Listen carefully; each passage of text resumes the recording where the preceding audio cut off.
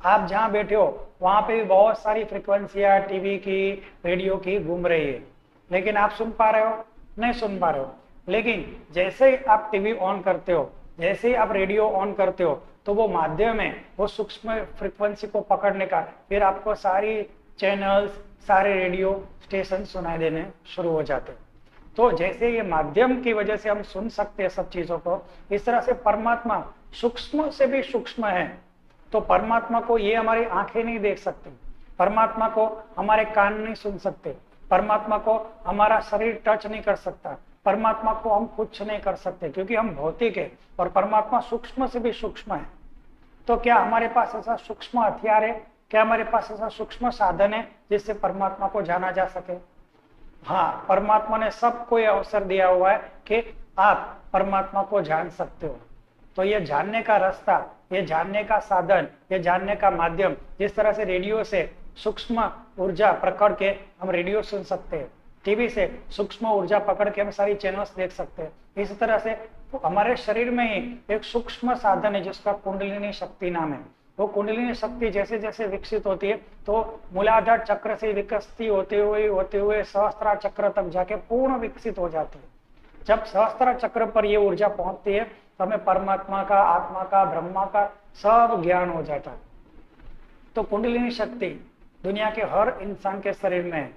कुंडलिनी शक्ति में ज्यादातर 72,000 नाड़ियों का वर्णन आता है, लेकिन उसमें से 3 नाड़ियां सबसे इंपॉर्टेंट है। लेफ्ट साइड को ईडा नाड़ी कहते हैं, राइट साइड को पिंगड़ा नाड़ी कहते हैं, और दोनों के बीच में एक सीधी लाइन जाती है। कहते हैं ना स्पाइनल कॉर्ड, हमारे पीछे करोड़रज्जु होता है स्पाइनल कॉर्ड, ठीक है, तो वो सुषुम्ना नाड़ी के साथ में जुड़ा हुआ होता है। तो जैसे हमारे शरीर में स्पाइनल कॉर्ड है पीछे, इस तरह से सुषुम्ना नाड़ी बिल्कुल बीच में है। तो बीच में तो ये जो नाड़ियां है जो आपस में टकराती है, ईडा नाड़ी और पिंगड़ा नाड़ी जहां पे टकराती है तो वहां पे एनर्जी सेंटर बनता है, वहीं पे चक्र बनते हैं, और सारे चक्र सुषुम्ना नाड़ी के अंदर ही बनते हैं। तो जिस तरह से टंकी में पानी धीरे धीरे धीरे धीरे भरता है, इस तरह से अगर ध्यान, तपस्या, मेडिटेशन किया जाए तो ये सारी नाड़ियों की ऊर्जा बीच में आती है, और बीच में आने के बाद जहां पे उनका जंक्शन पॉइंट बनता है, जहां पे वहां पे वो नाड़ियां एक दूसरे को स्पर्श करती है, वहां पे एनर्जी सेंटर्स बनते हैं, चक्रास बनते हैं। तो शरीर में ऐसी 72,000 नाड़ियों का सेंटर पॉइंट 7 चक्र होते हैं। तो 72,000 नाड़ियों को कंट्रोल करते हैं 7 चक्र। तो 7 चक्र में सबसे पहला चक्र होता है मूलाधार चक्र। तो ये 7 चक्रों का क्या काम है? कोई पूछते हैं कि बिना मेडिटेशन के क्या कुंडलिनी शक्ति जागृत हो सकती है?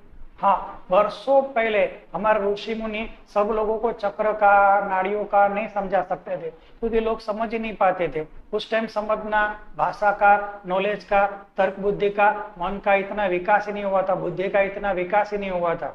तो भी कुंडलिनी शक्ति के जागृति के बिना परमात्मा तक पहुंचा ही नहीं जा सकता, क्योंकि कुंडलिनी शक्ति ही ऐसा माध्यम है, जैसे उन्हें बताया टीवी, रेडियो का, इस तरह से हमारे शरीर में एक कुंडलिनी शक्ति का माध्यम जागृत किए बिना परमात्मा की अनुभूति, परमात्मा का ज्ञान कभी नहीं हो सकता। या तो आप जान के करो कुंडलिनी शक्ति को जागृत, या अनायास ही आपके अंदर कुंडलिनी शक्ति जागृत हो जाए, लेकिन उसके लिए कुछ नियम पालन करने पड़ते हैं। तो हमारे ऋषि मुनियों ने 7 चक्रों के 7 जो नियम बताए वो मैं आज आपको बताता हूँ। अगर आप मेडिटेशन नहीं कर पाते हो, लेकिन अगर ये 7 नियम अगर आप फॉलो करो तो पुराने जमाने ऋषियों ने जो नियम बताए थे वो ऋषियों के नियम ऑटोमेटिक पालन हो जाएंगे, और आपकी धीरे धीरे धीरे धीरे परमात्मा की ओर गति होना शुरू हो जाती। तो सबसे पहला चक्र होता है कुंडलिनी में अंदर, सुषुम्ना नाड़ी के अंदर मूलाधार चक्र, जो हमारे गुदाद्वार और जननांग के बीच में होता है। तो उसके बीच में जब हम बैठे, जहाँ पे हमारा शरीर स्पर्श कर रहा है, वहीं पे, बिल्कुल वहीं पे मूलाधार चक्र है। मूलाधार चक्र के स्वामी श्री गणपति है, और वो पृथ्वी तत्व से बना हुआ है। तो मूलाधार चक्र आपको जीवन में हर प्रकार की शुद्धि लानी होती है। अपने मन को शुद्ध करना पड़ता है, अपनी बुद्धि को शुद्ध करना पड़ता है, अपने शरीर को शुद्ध रखना पड़ता है, और सारे नकारात्मक विचार छोड़ के सकारात्मक विचार अगर आप करते हो और मन को हमेशा शुद्ध रखने की कोशिश करते हो, अपने मन पे काम करते हो, तो धीरे धीरे सबसे पहले मूलाधार शुद्ध होता है। तो नकारात्मक बातें छोड़ के सकारात्मक अगर आप बात करो और अपने आप की शुद्धि पे के ऊपर आप फोकस करो, अपने मन को हमेशा के लिए शुद्ध रखो, अपने बुद्धि को हमेशा के लिए शुद्ध रखो, तो और शरीर को भी प्राणायाम ध्यान करके शुद्ध करो, तो धीरे धीरे ऑटोमेटिक मूलाधार चक्र शुरू हो जाता है, शुरू होने लगता है। फिर बाद में अगर मूलाधार चक्र शुद्ध हो जाता है तो बाद में आता है दूसरा, नाभि के नीचे आता है स्वादिष्ठान चक्र। तो ऋषि मुनियों ने बताया कि अच्छा काम करोगे, अच्छा बुद्धि रखोगे, अच्छा मन रखोगे तो एक पड़ाव पसार होता है जिसको मूलाधार कहते हैं। तो वो मूलाधार नहीं समझाते, शुद्धिकरण का समझाते थे। दूसरा है वासना का केंद्र है स्वादिष्ठान चक्र। अगर स्त्री को पुरुष के अंदर बेहद वासना है और पुरुष को स्त्री के अंदर बेहद वासना है तो स्वादिष्ठान चक्र पकड़ा जाता है। तो अगर हम पुरुष और स्त्री एक दूसरे के अंदर वासना का कम रखे और अपना सिर्फ काम से काम रखे और अपना एक दूसरे का हेल्प करने का काम करे, लेकिन अंदर वासना के साथ ना करे, सिर्फ मनुष्यता के लिए मनुष्यता की मदद करे और एक दूसरे की हेल्प करे, तो धीरे धीरे धीरे स्वादिष्ठान चक्र शुद्ध होने लगता है। ये भी हमारे ऋषियों ने बताया था। तीसरा चक्र होता है नाभि चक्र, उससे ऊपर होता है थोड़ा मणिपुर चक्र। तो मणिपुर चक्र जब हम ध्यान करते हैं तो पीले कलर का दिखता है और उसका अग्नि तत्व है, और स्वादिष्ठान चक्र का होता था जल तत्व। और अब जब मणिपुर चक्र की बात करते हैं तो हमें बार बार प्राप्त करने की इच्छा होती है, बार बार लेने की इच्छा होती है। तो ऋषि मुनियों ने उससे रिवर्स बताया, दान करेंगे तो मणिपुर चक्र खुलता है। बचपन से हम गर्भ से ही माँ से सारी चीजें प्राप्त करते थे, जन्मने के बाद माँ से खाना प्राप्त करते थे, उसके बाद सब चीजें प्राप्त करने लगे, उसके बाद खिलौने प्राप्त करने लगे, उसके बाद हमें फ्रेंड्स चाहिए, उसके बाद हमें खाना चाहिए, उसके बाद हमें पैसे चाहिए, उसके बाद पति पत्नी और बच्चे चाहिए, उसके बाद धन संपत्ति चाहिए, उसके बाद हमें चाहिए प्रख्याति और फेमस चाहिए। तो हर बार पाना पाना पाना लगा रहता है, तो ये मणिपुर चक्र बंद हो जाता है। अगर उससे रिवर्स आप देना देना देना देना शुरू करते हो और देने में दान का भाव में विकसित होता है, तो धीरे धीरे मणिपुर चक्र शुद्ध होता है। ये भी हमारे ऋषि मुनियों ने पहले बताया हुआ। उसके बाद आता है हृदय चक्र, जिसको अनाहत चक्र भी कहते हैं। वो अनाहत चक्र क्या होता है? अगर आपको असंतुलन महसूस होता हो, मतलब आपको हमेशा क्या क्या कहते हैं, डर सताता रहता है, अगर आपको हमेशा असुरक्षितता महसूस होती है, अगर आपको सब पे नफरत आती है, तो नफरत आती है, असुरक्षितता महसूस होती है और डर बना रहता है, तो हृदय चक्र कमजोर है। तो इसके अंदर आपको निडरता के गुण डेवलप करने पड़ते हैं और प्रेम का गुण डेवलप करना पड़ता है। नफरत आती है तो भी हृदय चक्र बंद हो जाता है, हृदय चक्र पकड़ा जाता है। अगर डर होता है तो भी हृदय चक्र पकड़ा जाता है। तो क्या करना पड़ता है? हमको धीरे धीरे प्रैक्टिस करके खतरों का, थोड़ी प्रॉब्लम का सामना कर करके अपने अंदर साहसिकता के गुण लाने पड़ते हैं। साथ में पूरी दुनिया से नफरत नहीं, पूरी दुनिया के लिए, मनुष्य मात्र के लिए, प्राणी मात्र के लिए, जीव जंतु मात्र के लिए, वनस्पति वृक्ष सब के लिए, पूरी दुनिया में सभी जीवंत वस्तुओं के लिए हमारे अंदर जैसे जैसे प्रेम विकसित होता जाएगा, धीरे धीरे हृदय चक्र विकसित होता जाता है। यह भी हमारे ऋषि मुनि ने बताया कि अनुकंपा, प्रेम, करुणा आपके हृदय में होने चाहिए, तभी हृदय चक्र खुलता है। उसके बाद आता है विशुद्धि चक्र, जो कंठ में होता है। विशुद्धि चक्र ध्यान के अंदर लाइट ब्लू कलर का दिखता है और विशुद्धि चक्र के साथ आकाश तत्व जुड़ा हुआ है।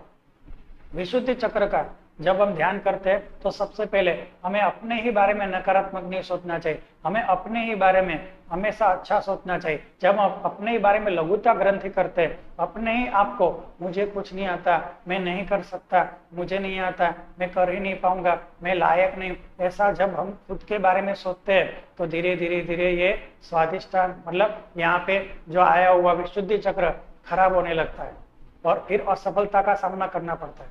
जैसे असफलता का आप सामना करते हो, फिर से आपको अब मैं नहीं कर सकता ऐसे विचार आने लगते, तो ये विश्व चक्र सा बन जाता है।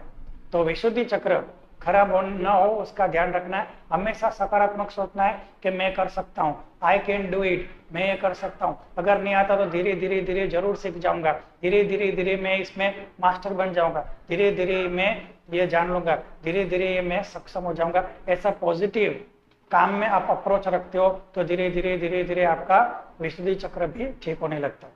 उसके बाद आता है आज्ञा चक्र।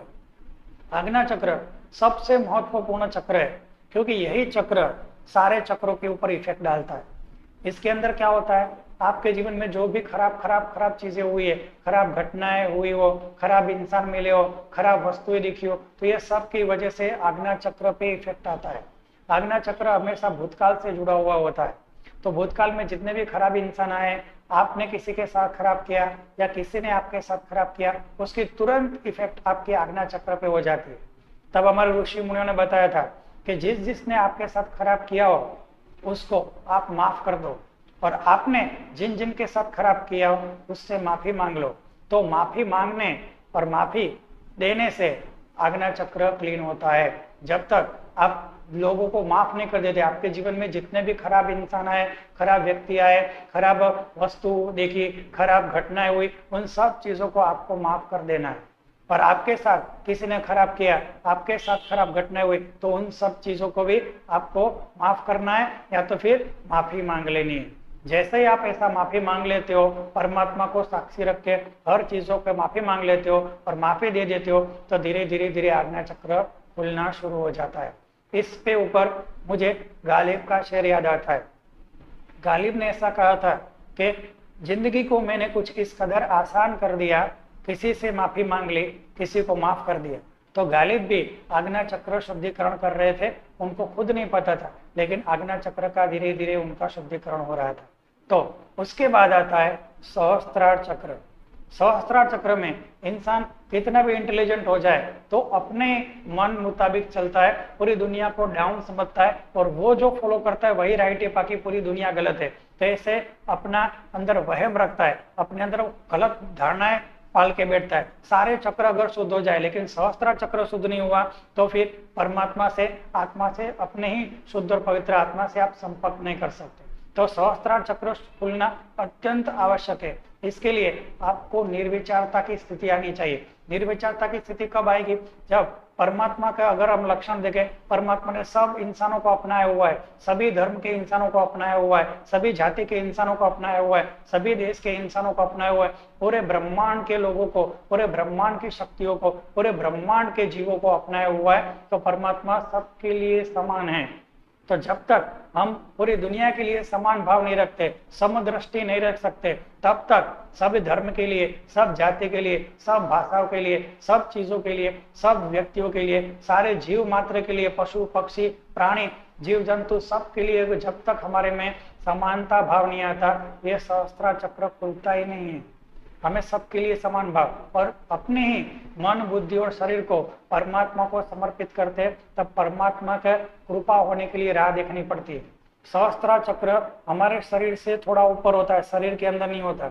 हम 6 चक्रों का कुछ भी कर सकते हैं क्योंकि हमारे शरीर में है, लेकिन सहस्त्रार चक्र हमारे शरीर से बाहर है, तो उसके लिए हम कुछ नहीं कर सकते। उसके लिए हमें सिर्फ राह देखनी पड़ती है, ज्ञान धरना पड़ता है, धीरज रखनी पड़ती है और श्रद्धा और सबूरी के साथ सतत प्रयास करने पड़ते हैं, सतत ध्यान लगाना पड़ता है। एक न एक दिन परमात्मा की कृपा होती है और सहस्त्रार चक्र खुलता है।